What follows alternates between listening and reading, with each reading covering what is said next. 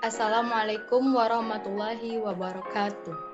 Kami dari kelompok 3 yang beranggotakan saya Niken Gayatri, Nur Hayati, beserta Nurul Maulidia akan membawakan materi tentang sel sebagai dasar kehidupan.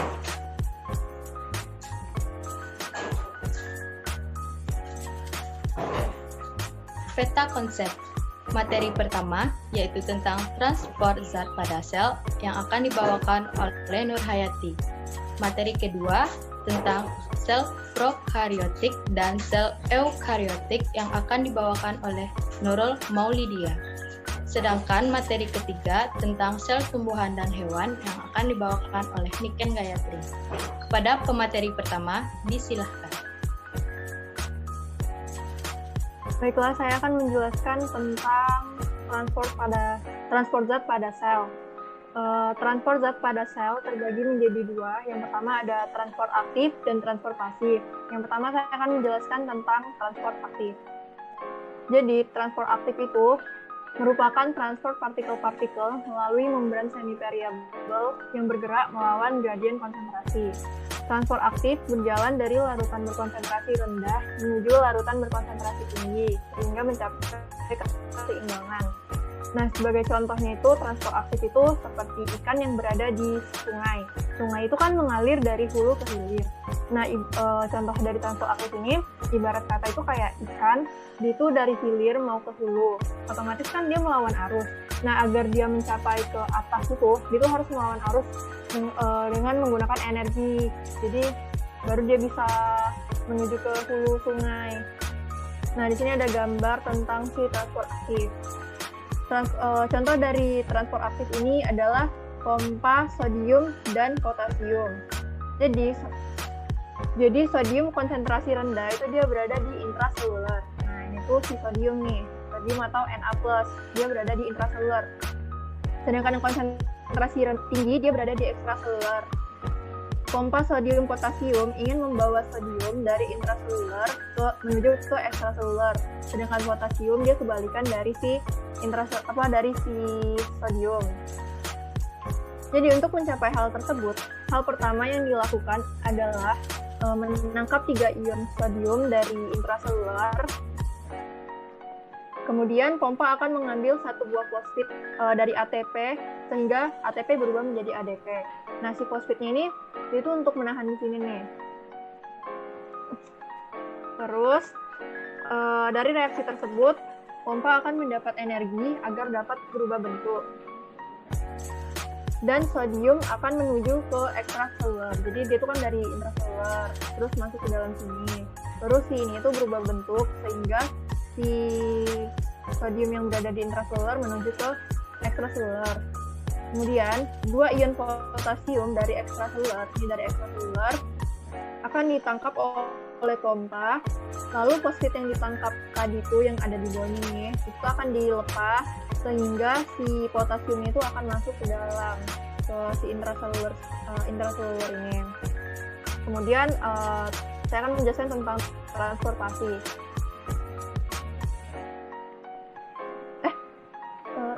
Tentang difusi. Nah, yang kedua saya akan menjelaskan tentang transfer pasif. Transfer pasif ini merupakan gerakan larutan yang berkonsentrasi tinggi menuju larutan yang berkonsentrasi rendah, sehingga tidak membutuhkan satupun energi pada proses ini. Nah, kebalikan dari si transfer aktif tadi, kan kayak ikan. Dia berada di hilir menuju ke hulu, dia membutuhkan energi untuk mencapai ke atas karena dia melawan arus. Sedangkan si transport aktif ini, dia nggak perlu energi karena si ikan itu kan dia udah berada di hulu, mau ke hilir. Nah, itu kan dia ngikutin arus saja, jadi kayak nggak butuh energi gitu. Terus transport pasif ini terbagi menjadi difusi dan osmosis.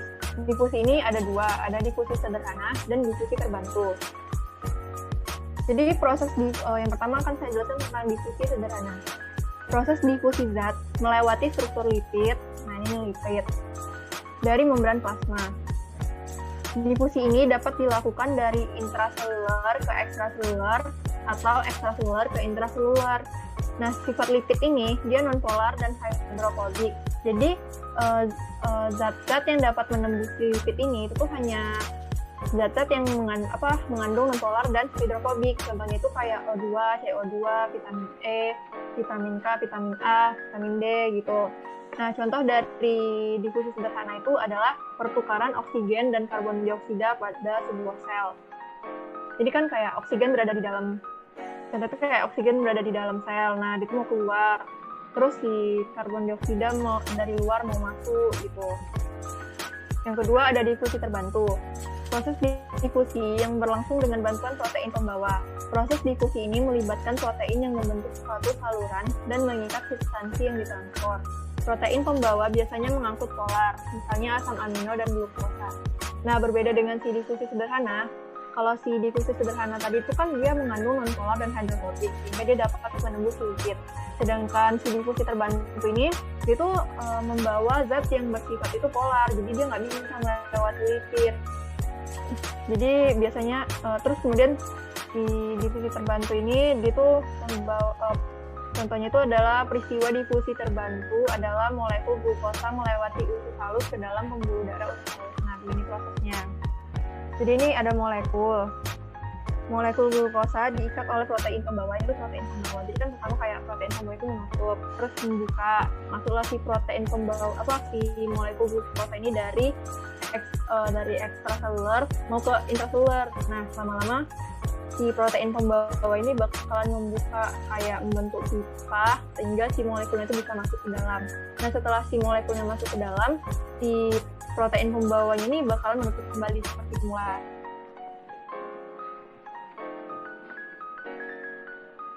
Lanjut.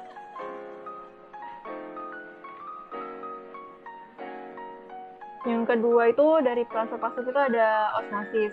Osmosis merupakan perpindahan molekul pelarut dari konsentrasi tinggi ke konsentrasi rendah melalui membran variabel. Nah, perbedaan difusi dan osmosis itu ada di sini. Kalau si difusi itu dia molekul terlarutnya yang berpindah dari konsentrasi tinggi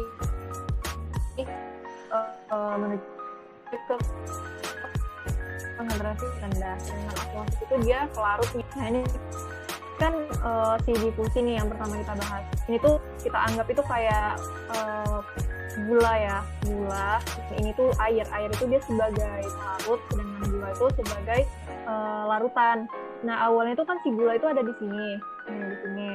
Yaitu dari konsentrasi tinggi mau menuju ke konsentrasi rendah, sehingga si gula ini akan berjalan ke dalam air, sehingga dia bakalan menjadi kayak gini. Kayak misalnya kita bikin air gula, awalnya itu kan air itu tawar. Nah, kemudian setelah kita aduk, dia tuh bakalan jadi air manis kayak gitu. Sedangkan si osmosis oleh membran yang namanya membran semi-variabel, di mana si semi-variabel ini memiliki arti hanya dapat ditembus oleh zat atau molekul atau ion tertentu. Nah, jadi ini kan katanya osmosis merupakan perpindahan molekul pelarut dari konsentrasi tinggi ke konsentrasi rendah. Nah, si air ini kan yang memiliki konsentrasi tinggi itu ada di sebelah kiri. Nah, dari dibanding sebelah kanan tuh lebih banyak yang sebelah kiri. Jadi, karena di sini celahnya kecil, kan nggak mungkin nih si gulanya itu masuk ke sini. Nanti yang ada di membrannya itu bakalan pecah. Jadi si zat pelarut yang di sebelah kiri akan masuk ke sebelah kanan. Jadi disitulah dia bakalan berpindah. Jadi osmosis dapat mengakibatkan kerusakan sel. Kerusakan sel dapat terjadi karena peristiwa endosmosis maupun eksosmosis.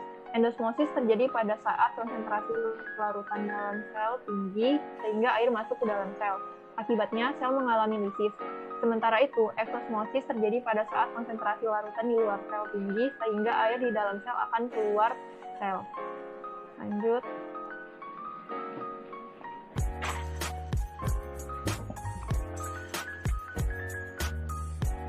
Nah, yang ketiga itu ada endositosis.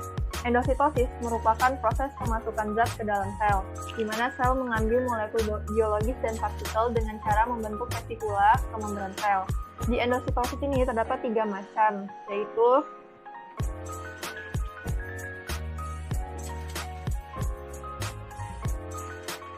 yang pertama ada fagositosis atau masuknya molekul padat ke dalam sel. yang kedua pinositosis atau penyerapan zat cair, dan yang ketiga ada endositosis dengan bantuan reseptor atau zat yang akan masuk ke dalam sel ditangkap oleh reseptor kemudian ditransfer ke dalam sel. Nah, ini dapat kita lihat perbedaan dari fagositosis, pinositosis, dan endositosis yang diperantai oleh reseptor. Yang pertama ada fagositosis. Fagositosis itu masuknya molekul padat ke dalam sel, di mana molekul padatnya ini berukuran besar. Jadi si membran sel ini membran sel, si membran sel ini bakalan ditarik oleh yang namanya pseudopodia, sehingga membran sel ini bakalan melekuk ke dalam membentuk sebuah kantong. Nah, setelah si membran selnya padatnya ini ke dalam, terus si pseudopodia itu makin menarik ke dalam sehingga membentuk sebuah bola yang disebut dengan vakuola makanan. Yang kedua ada pinositosis.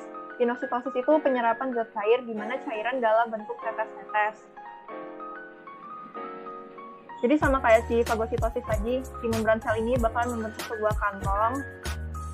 Nah, si cairan ini bakalan masuk ke dalam, terus dia bakalan tertarik ke bawah membentuk sebuah bola yang disebut dengan vesikula. Kemudian ada si endositosis yang diperantai oleh reseptor.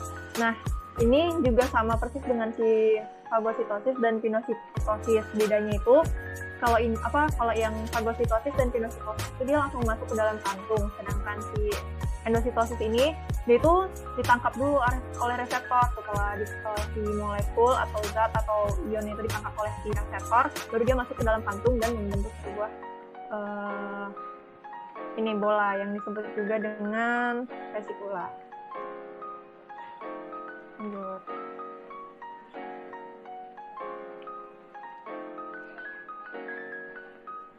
Nah, yang keempat itu adalah eksositosis. Eksositosis merupakan pengeluaran zat dari dalam sel dengan cara menggabungkan vesikula dengan membran sel. Nah, jadi si vesikula ini peristiwa eksositosis dan vesikula yang terlepas dari badan Golgi dan akan dipindahkan oleh sitoskeleton ke membran plasma. Jadi si vesikula ini ingin mengeluarkan si molekul-molekul dari dalam sel ke keluar sel. Jadi si vesikula ini bakalan bergabung ke membran sel. Kemudian di membran sel itu akan ada molekul-molekul lipid belayan untuk menyusun ulang lapisan baru sehingga si vesikula ini bisa bergabung ke membran sel dan si molekul-molekul yang berada di dalam vesikula ini bisa keluar dari dalam sel. Oke, cukup sekian dari saya. Baiklah, terima kasih kepada Nur Hayati. Materi selanjutnya yang akan dijelaskan oleh Nurul Maulidia. Kepada Nurul, dipersilakan.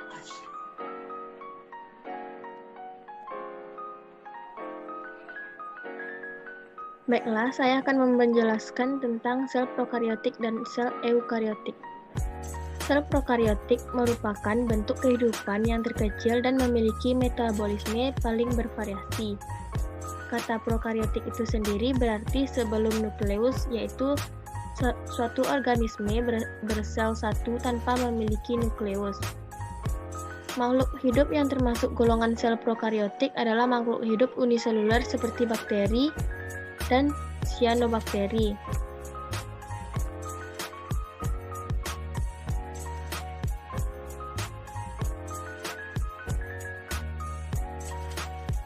Struktur umum sel prokariotik terdiri dari kapsul, dinding sel, atau membran luar dan peptidoglikan merupakan anggota karbohidrat, membran plasma, sitoplasma yang mengandung ribosom dan nukleotid. Bagian luar sel bakteri terdiri dari kapsula, dinding sel, dan membran plasma. Kapsula yaitu bagian yang paling luar berupa lendir yang berfungsi untuk melindungi sel. Bahan kimia pembangun kapsula adalah polisakarida. Dinding sel terdiri dari berbagai bahan seperti karbohidrat dan protein dan beberapa garam anorganik serta berbagai fungsi serta berbagai asam amino. Fungsi dinding sel sebagai pelindung, pengatur pertukaran zat dan reproduksi. Berikutnya sel eukariotik. Sel eukariotik adalah sel yang memiliki inti atau nukleus karion yang dikelilingi oleh membran, sehingga sel ini memiliki dua membran, yaitu membran sitoplasma dan membran inti. Kata eukariotik ini berasal dari kata Yunani eu artinya sejati dan karion bagian dalam biji atau nukleus. Oleh sebab itu, sel ini dinamakan sel yang memiliki membran inti atau nukleus.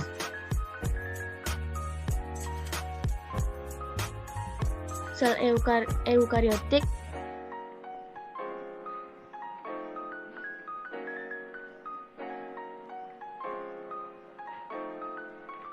organisme yang memiliki tipe sel antara lain hewan dan tumbuhan dan jamur yang baik multiseluler maupun uniseluler.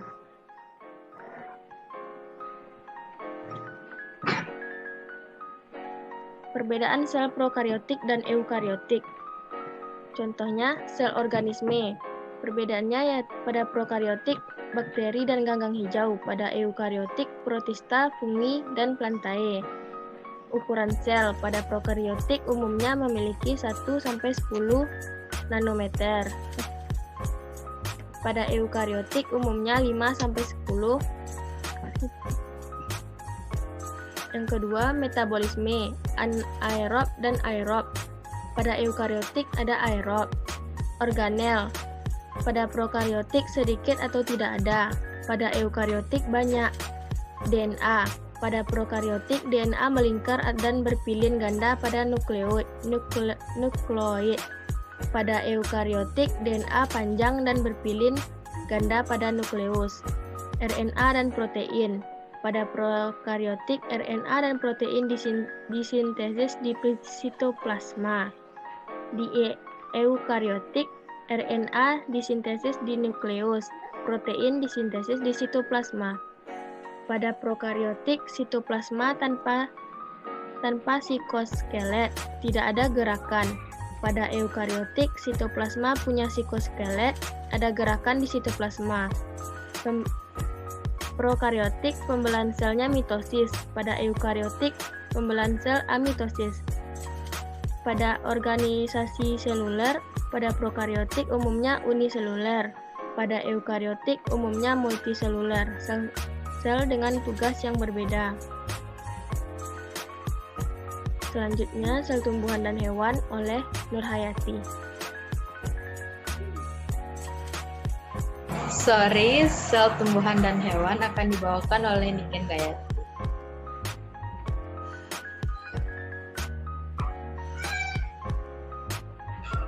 1. Sel tumbuhan. Sel tumbuhan merupakan bagian dari sel eukariotik, di mana bagian-bagian organel yang terdapat di dalamnya hampir sama dengan organel yang ada pada sel hewan. Hanya beberapa organel yang memiliki tumbuhan tetapi tidak dimiliki oleh hewan, begitu juga sebaliknya. Ada organel yang terdapat pada sel hewan tetapi tidak terdapat pada tumbuhan.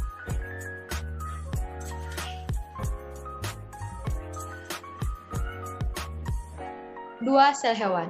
Sesuai dengan namanya, sel hewan merupakan sel yang menyusun jaringan-jaringan pada tubuh hewan atau sel sebagai organisme seluler seperti pada protozoa. Penggambaran yang terdapat pada sel hewan ini secara umum menampilkan struktur-struktur hewan yang paling mudah ditemukan. Organel yang sangat berperan dalam sel ini ialah nukleus, sedangkan aktivitas metabolisme yang paling banyak dilakukan yaitu pada sitoplasma.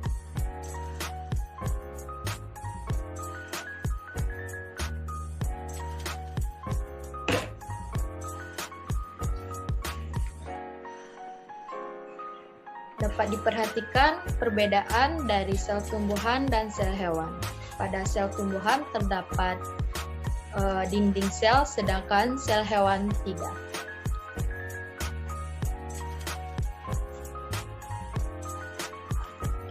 Sel tumbuhan dan sel hewan memiliki perbedaan walaupun secara umum organelnya sama. Sel hewan adalah unit fungsional dasar yang membangun tubuh hewan, Adapun sel tumbuhan adalah unit fungsional dasar yang membangun tubuh tumbuhan. Sel tumbuhan memiliki ukuran yang lebih besar dari sel hewan. Dinding sel memiliki kemampuan untuk menjadikan tumbuhan kaku sehingga berperan penting dalam memberi perlindungan dari serangan patogen serta mikroorganisme yang berbahaya. Fungsi dinding sel berikutnya yaitu dapat menentukan bentuk, kekuatan, serta dukungan terhadap tumbuhan. Next.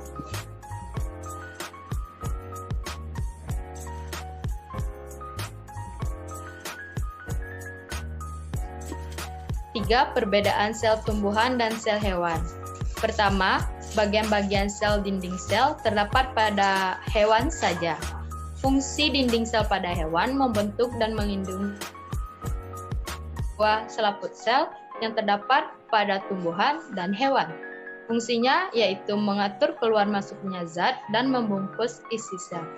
Yang ketiga, bagian sel yaitu inti sel yang terdapat pada tumbuhan serta hewan. Fungsinya mengatur atau mengendalikan semua isi sel. Selanjutnya, plastida atau kloroplas yang terdapat pada hewan saja, yang fungsinya tempat fotosintesis. Apakah ini salah? Mohon maaf. Plastida terdapat pada tumbuhan yang fungsinya sebagai tempat fotosintesis. Selanjutnya, vakuola yang terdapat pada hewan yaitu menyimpan kristal atau bahan timbunan lain, pencernaan makanan pada hewan bersel satu. Selanjutnya, mitokondria yaitu terdapat pada tumbuhan dan hewan, fungsinya sebagai pusat pembakaran atau respirasi sel. Yang ketujuh, lisosom yang terdapat pada tumbuhan dan hewan, yang fungsinya mendaur ulang benda-benda asing yang terdapat dalam sel.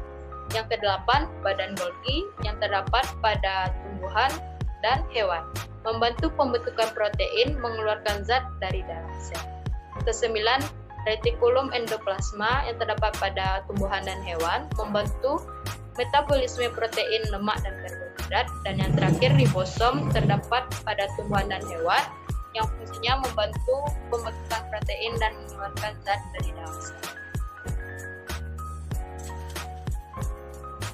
Sekian presentasi dari kelompok 3. Jika ada pertanyaan, saran atau kritik atau penambahan jawaban dapat disampaikan pada e-learning atau forum diskusi. Sekian, Assalamualaikum warahmatullahi wabarakatuh.